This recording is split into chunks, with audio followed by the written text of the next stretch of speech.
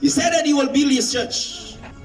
He said that he will build his church, but one of the things we must really bring into question in order for us to really rest in who he is and in what he promises is this. We must ask, what is this church? Okay, I'm just going to quickly touch a couple of things. The word church is from the Greek word ekklesia. The word ekklesia is a Greek noun, and it is composed of two things. It is composed of a preposition, and it is also composed of a verb. The Greek preposition that composes the word ekklesia is the word ek. Is the word ek, and the word ek means out.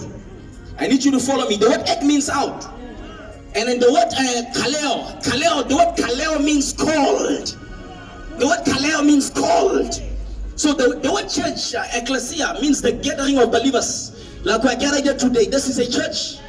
But then it is formed from a preposition, and it is also formed from a verb, which means the church is actually not a building.